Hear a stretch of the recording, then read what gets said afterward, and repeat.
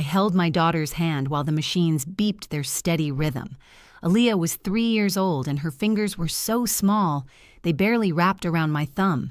The pediatric oncology ward smelled like antiseptic and artificial hope, and I had memorized every crack in the ceiling tiles above her bed. "Mommy, can we go to the park when I feel better?" Aaliyah whispered, her voice scratchy from the breathing tube they had removed that morning. "Absolutely, sweetheart," I said, brushing her thin hair back from her forehead.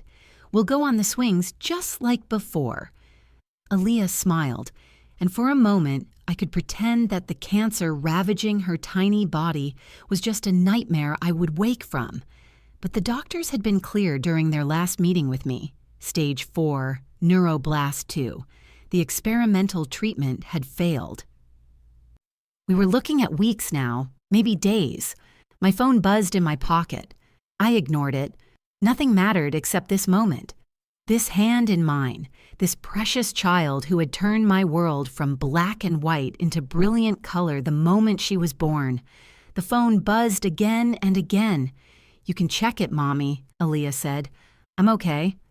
I pulled out my phone, expecting messages from my supervisor at the community health clinic where I worked as a nurse.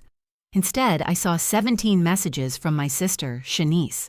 The first one made my stomach drop. "Tamika, I know this is hard for you, but I really need you to be there for my housewarming party. I finally bought my dream house." I stared at the screen. Shanice knew Aaliyah was dying. She had visited exactly once in the past 6 months, staying for 20 minutes before complaining about hospital parking fees. I scrolled through the other messages. Each one was more insistent than the last. "Mom and Dad are flying in for it. Everyone will be there." I'm thinking June 15th. Does that work for you? You've been so focused on Aaliyah. I know you need this distraction. June 15th. I looked at my daughter, watched her chest rise and fall with effort. The doctors had given us until mid-June at best. My sister wanted to celebrate her new house during the time I would be burying my child. I did not respond. I put my phone away and sang Aaliyah's favorite lullaby until she fell asleep. That evening, I called Shanice from the hospital cafeteria. She answered on the first ring, her voice bright and eager. "Tamika, did you see my messages? Isn't it exciting?" "The house has 4 bedrooms and a pool. Can you imagine?" "Shanice, I can't talk about party planning right now. Aaliyah is, I know, but you can't put your whole life on hold forever. This is a huge milestone for me, and I need my sister there." I closed my eyes. Shanice had always been like this. Everything was about her. When I got married, she announced her engagement at my reception. When I graduated nursing school, she showed up late and spent dinner talking about her promotion at the pharmaceutical sales company where she worked. "What date were you thinking?" I asked, even though I already knew. "June 15th. It's perfect. Summer weather, everyone's available. Mom and Dad are so excited. They're already booking their flights from Phoenix." That's when Aaliyah might voice cracked. The doctors said we're looking at early to mid-June. "I might be planning a funeral then, Shanice." Silence stretched between us. Then Shanice sighed. The kind of sigh that said I was being difficult. "Tamika, I understand you're going through something awful, I really do. But life goes on. And you can't expect everyone to put their lives on hold indefinitely. If something happens with Aaliyah, we can work around it. But I've already put deposits down with caterers. The invitations are at the printer." I felt something cold settle in my chest. "You're saying your housewarming party is more important than my daughter's life?" "That's not what I'm saying at all. Don't twist my words. I'm saying we can't live in limbo forever. And honestly, you might need the distraction. When was the last time you did something for yourself?" I hung up. My hands were shaking so badly I nearly dropped the phone. Aaliyah died on June 9th, just after sunrise. I was holding her hand. She opened her eyes one last time, smiled at me, and whispered, "I love you, Mommy." Then she was gone, and the machine started screaming, and nurses rushed in, and someone was pulling me away from my daughter's body, and I could not breathe. The funeral was set for June 15th. It was the earliest date the funeral home could arrange everything. I called my parents that evening, my voice hollow. "The funeral is on the 15th, I said. "Aaliyah's funeral?" My mother was quiet for a moment. "Oh, honey, that's the same day as Shanice's housewarming party. I know. Well, I'm sure Shanice will understand. She'll reschedule. This is more important." I wanted to believe her. I waited for my mother to say she would call Shanice immediately. That, of course, they would be at their granddaughter's funeral, that nothing mattered more than being there for me. Instead, my mother said, "Let me talk to your father and Shanice. We'll figure something out." That night, Shanice called me. I almost did not answer, but some part of me hoped she would do the right thing. "Tamika, Mom told me about the funeral date," Shanice said. Her tone was careful, measured. "I'm so sorry about Aaliyah. I really am, thank you. But I've been thinking, and I really can't change the party date. I have over 100 people invited, the caterers, the band, everything set up. It would cost me thousands of dollars to reschedule. I've already lost the deposit on the tent rental because they're booked solid for the rest of summer." I felt like I was underwater, her words reaching me from somewhere far away. "You want me to change my daughter's funeral date? Well, I mean, does it have to be that specific day? Can't you do it the week after or even the week before? Funerals are more flexible than you think. My friend's mom died last year and they waited almost 3 weeks for the service. And Aaliyah is at the funeral home, Shanice, in a refrigerator. You want me to leave my daughter's body in storage so you can have your party? Don't be dramatic. I'm just saying there are options. And honestly, Tamika, a funeral is such a sad event. Maybe it would be better for everyone to have some time to process before gathering. Let the shock wear off.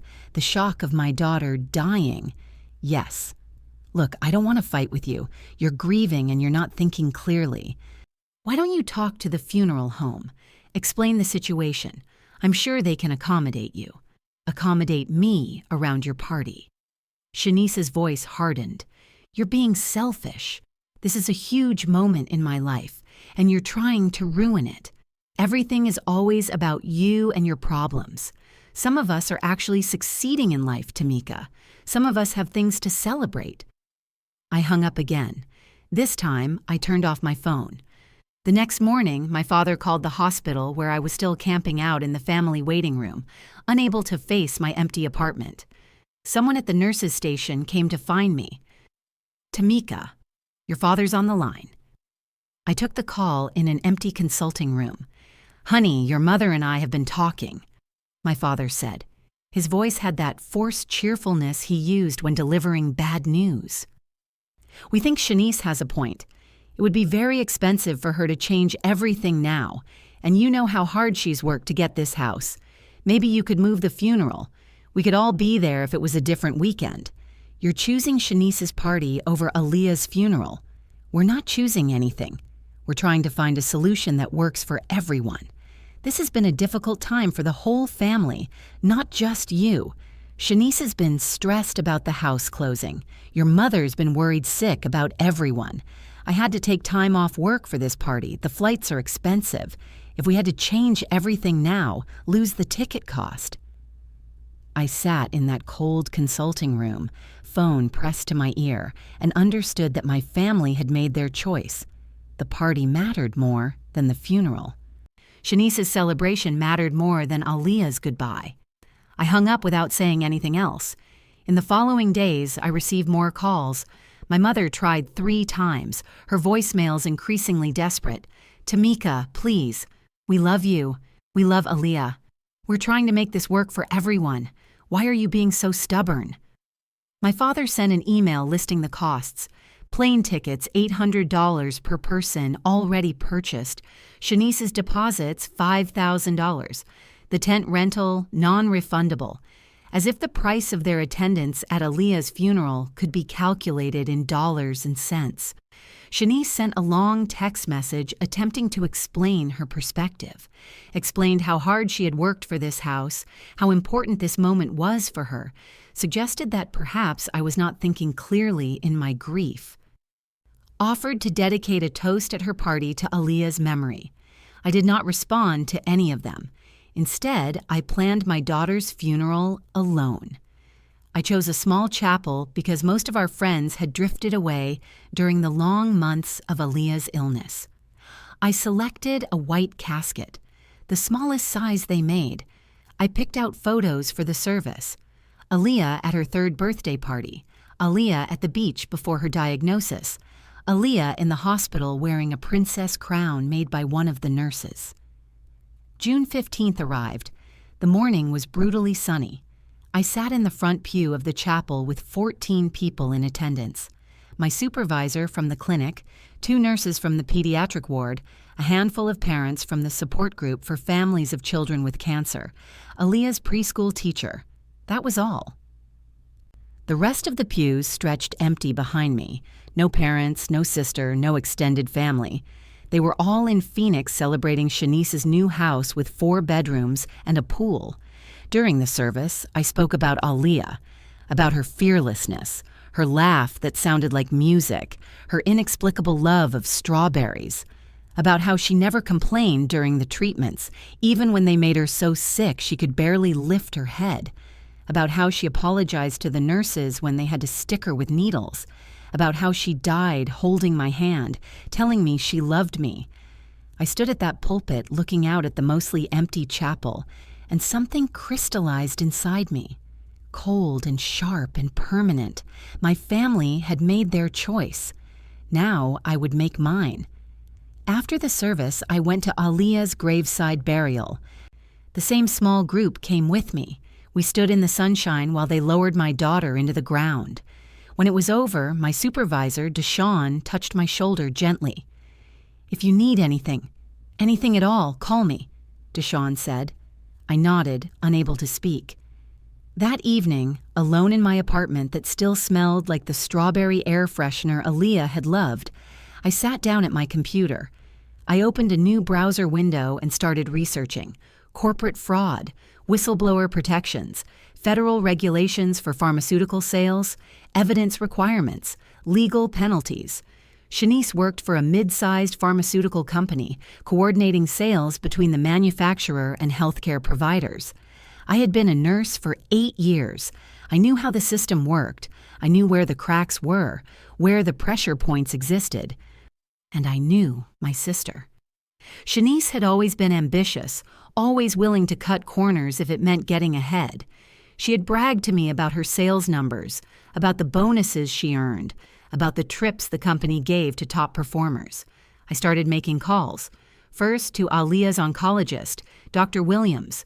I asked casual questions about the pharmaceutical reps who visited the hospital, which companies they worked for, what kinds of incentives they offered. Dr. Williams, exhausted from a long shift and sympathetic to my recent loss, talked freely. Then I reached out to nurses I had worked with over the years, mentioned I was writing a piece about pharmaceutical industry practices for a nursing journal, asked if they had noticed anything unusual in how sales reps operated. Several people had stories, small things mostly. Gifts that seemed excessive, dinners that felt like bribes, pressure to prescribe certain medications over others. One nurse mentioned a rep who had offered her tickets to a sold-out concert if she would recommend a specific pain medication to doctors. That rep worked for Shanice's company. I documented everything, created spreadsheets, collected receipts, tracked patterns. For weeks, I barely slept. I would wake up at 3 a.m. and sit at my computer, following digital trails, making connections. I learned that Shanice's company had been investigated 3 years earlier for kickback schemes, but had settled out of court. The settlement required enhanced compliance monitoring and strict limits on gift giving to healthcare providers. I obtained the settlement documents through FOIA requests. Then I went to Phoenix. I told no one I was coming. I rented a car and drove to Shanice's new house with 4 bedrooms and a pool, the house that had been more important than Aaliyah's funeral. I watched from down the street, saw the life my sister had built with her husband, Marcus, and their 2 healthy children, Destiny and Jamal. Saw her leave in the morning in her company car, confident and perfectly styled, followed her to client meetings. I followed Shanice for a week, watched her take a doctor, Dr. Chen, to an expensive steakhouse, listened from a nearby table as she suggested that his practice might benefit from prescribing more of her company's newest medication, a chemotherapy drug that was minimally different from cheaper alternatives but had a much higher profit margin. Heard her mention a conference in Hawaii that the company sponsored, that Dr. Chen and his wife might enjoy. All expenses paid, of course, just a way to thank their best partners. I recorded it on my phone. The quality was not perfect, but it was clear enough.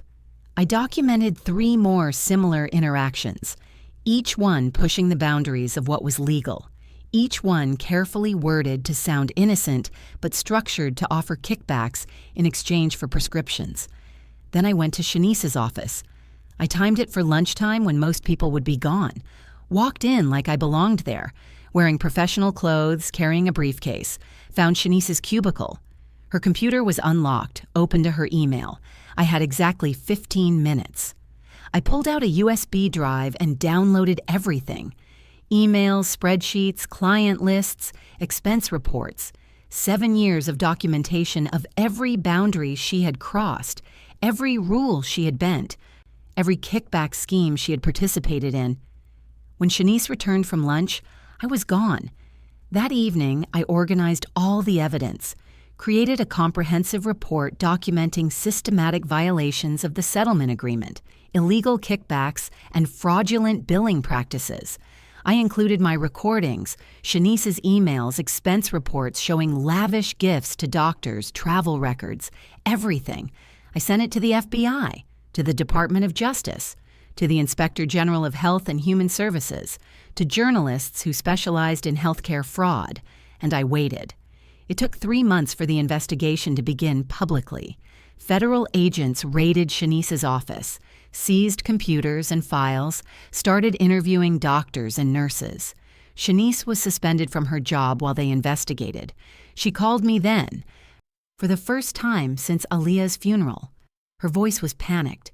"Tamika, something's happening at work. The FBI is investigating. They're asking about me specifically. They have emails, recordings.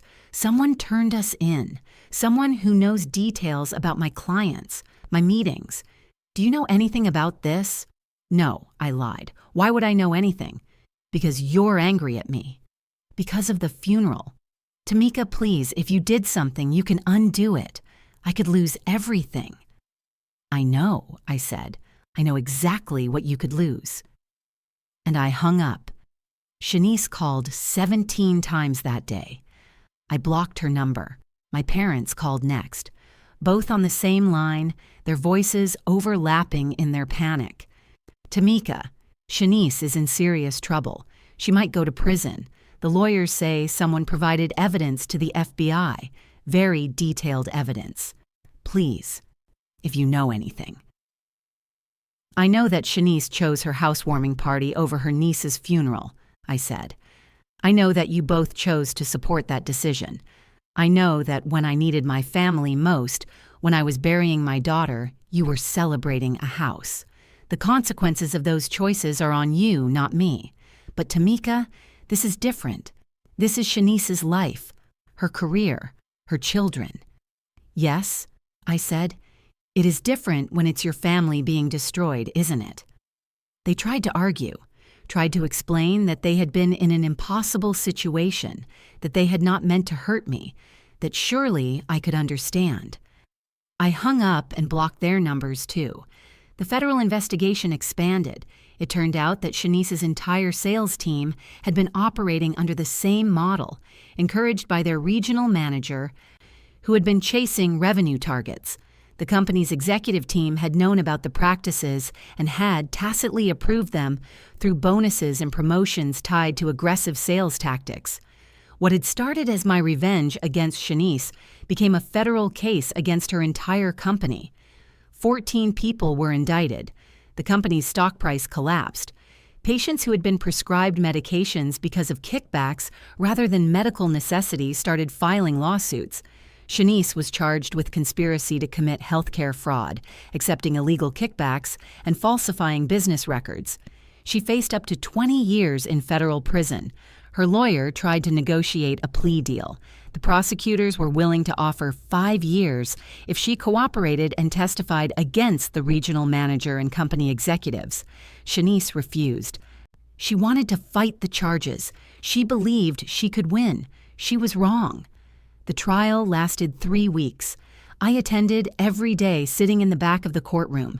Shanice did not know I was there until the final day when she saw me as she was leaving. Her face went pale. "You?" she whispered. "This was you." I did not respond, just looked at her. The jury found her guilty on all counts. At sentencing, the judge was harsh. "This was not a victimless crime," the judge said.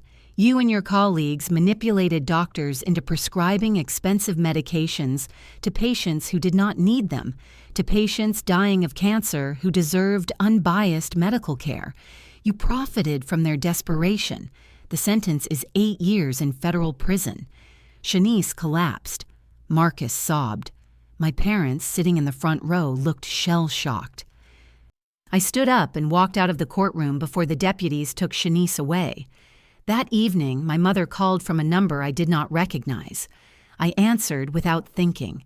"You destroyed your sister's life," my mother said. Her voice was cold. "You destroyed our family. You took revenge for us missing a funeral by sending your sister to prison. How can you live with yourself?" "I took revenge for you choosing a party over your granddaughter," I said, "for abandoning me in the worst moment of my life, for making it clear that Shanice's comfort mattered more than my grief. This is who you taught me to be. This is what you get when you show your child that family means nothing. You're right, we made mistakes. We hurt you. But this is evil. What you did is evil. Then you raised an evil daughter," I said. "Congratulations." I hung up. Changed my number. Moved to Oklahoma City, a city where I knew no one, where my history did not follow me. I left nursing. Could not face working in pediatric oncology anymore. Too many memories, too much pain. Instead, I got certified as a medical coder, a job that let me work from home, isolated from people and their stories. For a year, I barely existed. I worked. I slept. I ate when I remembered to. The apartment I rented was sparse. I did not hang pictures or paint walls. It was just a place to be. I visited Aaliyah's grave every month, making the drive back to Phoenix. I would sit by her headstone for hours, talking to her about nothing and everything. Sometimes I would tell her about what I had done to Shanice. Sometimes I wondered if she would be proud or disappointed. Mostly, I just told her I missed her. In the second year after the trial, I started volunteering at a support group for parents who had lost children. It was held at a community center, facilitated by a grief counselor named Keisha. I almost left after the first meeting. Listening to other parents describe their losses felt like reopening wounds that had barely scabbed over. But something kept me coming back. Maybe it was the recognition I saw in their faces. The same hollowness, the same exhaustion, the same understanding that the world expected you to move on when moving on was impossible. Maybe it was that I could be honest there, in ways I could not be anywhere else. I could say that my sister was in prison because of me and no one judged. They understood revenge. They understood rage. They understood that grief turned people into strangers to themselves. Keisha approached me after the third meeting. "You seem like you're carrying a lot," she said. "Not judgment, just observation." "More than most people could handle," I said. "We all are," she said. "That's why we're here." Over months, I started speaking more in the group, sharing pieces of my story. Not everything, not the full scope of what I had done, but enough to feel less alone. And slowly, something unexpected happened. I started helping others. A mother whose 7-year-old had died of brain cancer could not face cleaning out her son's room. I went with her, held her while she cried, helped her box up toys and clothes. A father whose teenage daughter had died in a car accident was drowning in guilt and anger. I listened. For hours, I just listened. It did not fix anything, did not heal either of us. But it helped. A little. 3 years after Aaliyah died, I started a foundation. Small at first, just me and a website. It provided support for families dealing with childhood cancer, financial assistance for hospital bills, meal delivery services, transportation help, respite care, all the things I had needed and barely managed to access when Aaliyah was sick.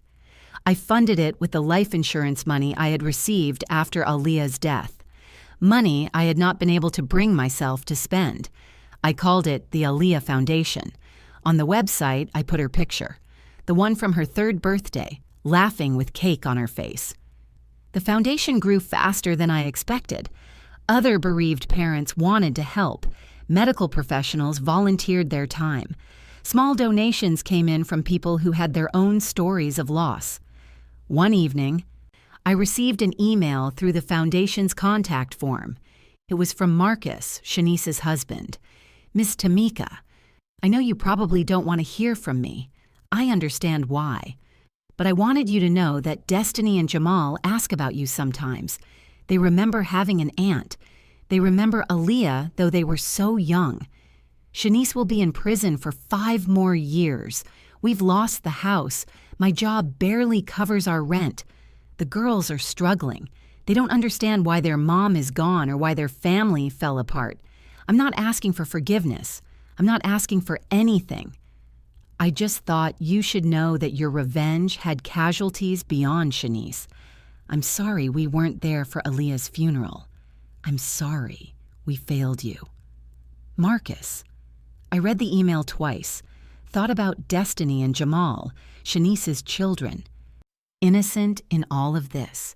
Suffering because of choices made by adults, because of my choice to destroy their mother. I did not respond. What was there to say? Sorry that your childhood was collateral damage in my war with your mother? Sorry that I cared more about justice than about you? I archived the email and tried not to think about it, but it stayed with me. Guilt was a new feeling. Cutting through the numbness I had wrapped around myself, I pushed it down. Shanice had made her choices. My parents had made theirs. I had made mine. We were all living with the consequences. One night, I dreamed of Aaliyah. We were at the park, the one near our old apartment.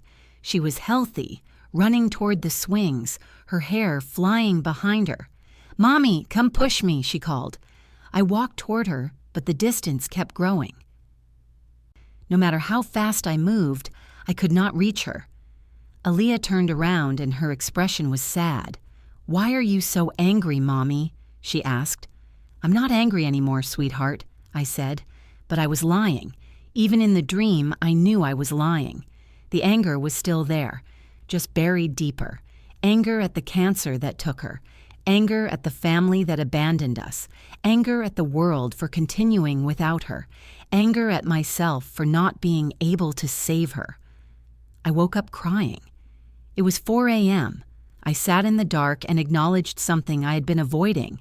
The revenge had not made me feel better. It had not brought Aaliyah back. It had not filled the void. It had only created more pain, spread more misery, destroyed more lives. And some of those lives had not deserved destruction. Marcus, Destiny, Jamal. They had not chosen to skip the funeral. The next morning, I did something I had not done in 3 years. I called a therapist, found someone who specialized in grief and trauma, made an appointment for the following week.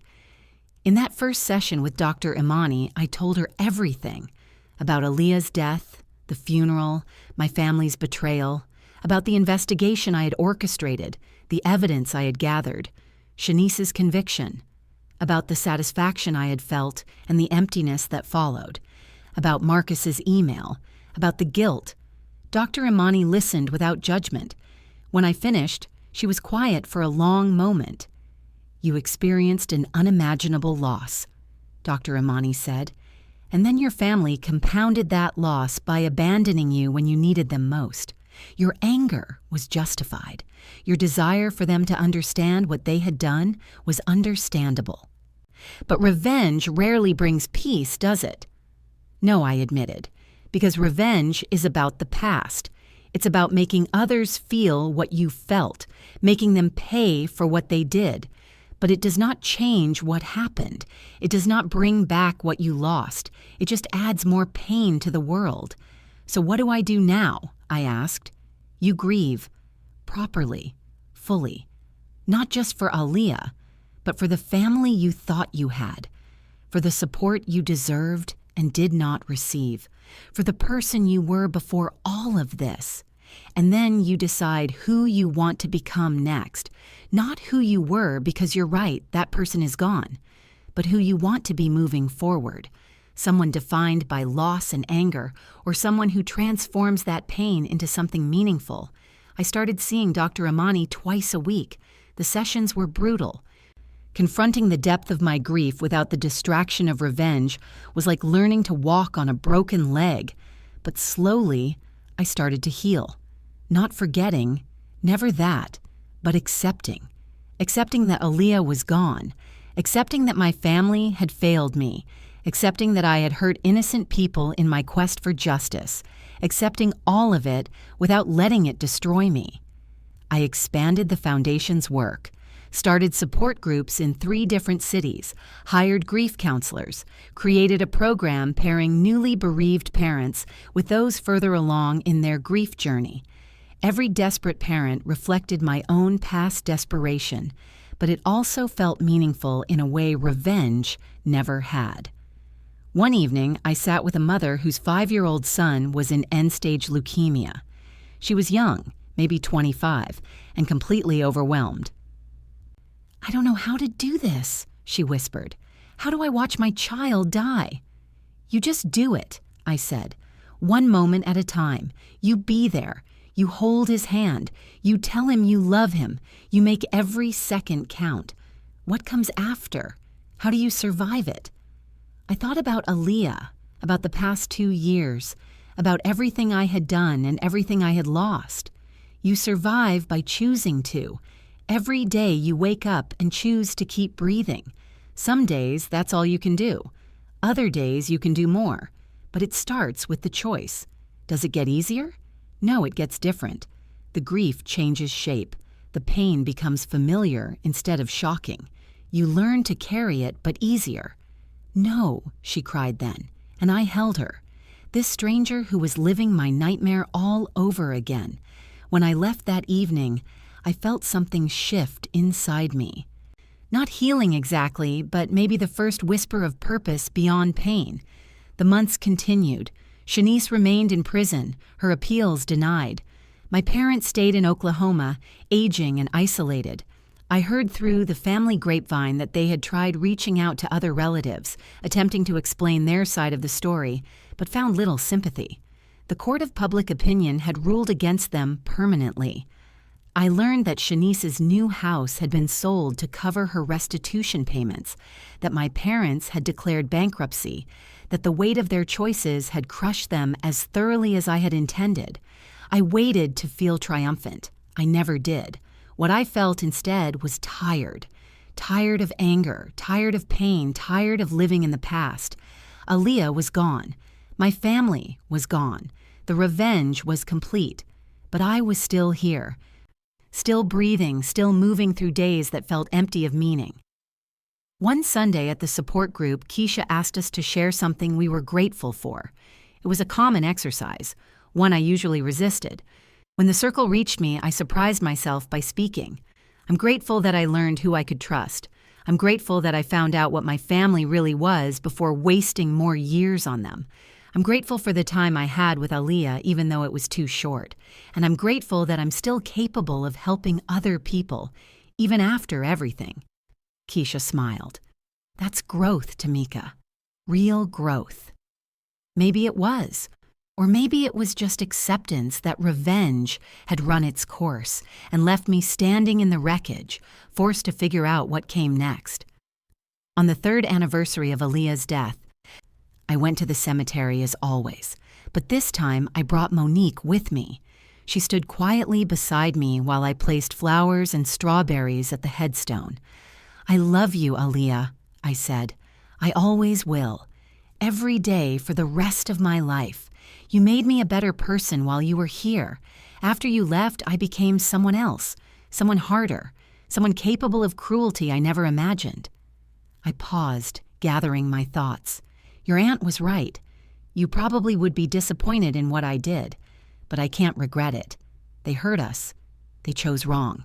They needed to understand that choices have consequences. Monique squeezed my shoulder gently. I'm trying to find my way back now, not to who I was before you died because that person is gone too, but to someone who can live with the grief instead of being consumed by it. Someone who honors your memory by helping others, instead of just hurting the people who failed us. I touched the headstone one last time. I hope wherever you are, you're happy. I hope you're running through parks and eating strawberries and singing your made-up songs. I hope you know how much you were loved, how much you're still loved. Monique and I left the cemetery together. We went to lunch at a small cafe, and for the first time in 3 years, I talked about Aaliyah without crying. I told Monique stories about her daughter's laugh, her strange observations about the world, her fearless imagination. She sounds like she was amazing. Monique said she was. She really was. That evening, I received one final message forwarded through my lawyer. It was from my mother, sent through official channels as required by the cease and desist order. Tamika, I know you never want to hear from us again. I'm respecting that. This is the last time I'll try to reach you. I just need you to know that we're sorry, truly, deeply sorry. We failed you in the worst possible way. We chose wrong and we've paid for it. We lost everything that mattered. Our daughter is in prison. Our granddaughter is dead. We're estranged from you. We're alone, broke and broken. You got your revenge. I hope it brought you peace. I hope Aaliyah is proud of what you became. I'll always love you, even if you can't love us anymore, Mom. I read it once, then deleted it. Shanice served 3 years before being released on parole. I learned this through a news alert I had set up to track her case. She was required to live in a halfway house and work at minimum wage jobs, forbidden from any position involving healthcare or sales. I did not contact her. I did not attend her release. She was a stranger to me now, connected only by shared DNA and shared history that meant nothing anymore. My parents continued their quiet life in Oklahoma. My father's health remained fragile. My mother, I heard, had aged dramatically, her hair gone completely white, her hands shaking with a tremor that might have been physical or might have been the accumulated weight of guilt and loss. They had lost their golden child to prison and their other daughter to justified rage. They had lost their comfortable retirement to legal fees and bankruptcy. They had lost their reputation, their community, their peace. The consequences I had orchestrated had played out exactly as I intended. They suffered. They understood. They paid for choosing a party over a funeral, for valuing celebration over grief, for abandoning me when I needed them most. And yet, as I sat in my apartment on a quiet Tuesday evening, 3 years and 7 months after Aaliyah died, I realized something important. The revenge had been necessary. It had been earned. It had been just. But it had not healed me. It had not brought Aaliyah back. It had not filled the void her death created. What had started to heal me slowly and painfully was choosing to move forward, choosing to help other families facing what I had faced, choosing to find purpose in the grief instead of drowning in it, choosing to honor Aaliyah's memory by being someone who created light instead of just distributing darkness. I looked at the photo of Aaliyah on my mantle, the one from her 3rd birthday, 2 months before her diagnosis. She was laughing, her face covered in chocolate cake, her eyes bright with joy. I walked away from them forever. "Sweetheart," I whispered to the photo. They hurt us, and I made sure they understood what that meant. The revenge journey taught me that sometimes the people who should love us most are capable of the deepest betrayal, but it also taught me that I'm stronger than I ever knew. Strong enough to survive losing you, strong enough to destroy the people who failed us, and maybe strong enough to build something meaningful from the wreckage. Outside my window, the city continued its endless rhythm. People live their lives unaware of my story, untouched by my grief or my rage. The world kept turning. Indifferent to loss, indifferent to revenge, indifferent to everything except its own momentum. And I kept turning with it, carrying Aaliyah's memory, carrying the weight of what I had done, carrying the possibility that someday the burden might feel less like punishment and more like a different kind of strength. Did you enjoy this story? From which city are you tuning in? Share it with me in the comments. I'd love to connect with you there. If the story touched you, you can support my work with a super thanks, which helps me keep creating and sharing more stories like this. Thank you from the heart for your kindness and encouragement. On the screen, you'll find 2 more inspiring life stories I truly recommend. And remember, there's so much more waiting for you on my channel. Don't forget to subscribe, and I'll see you in the next life story.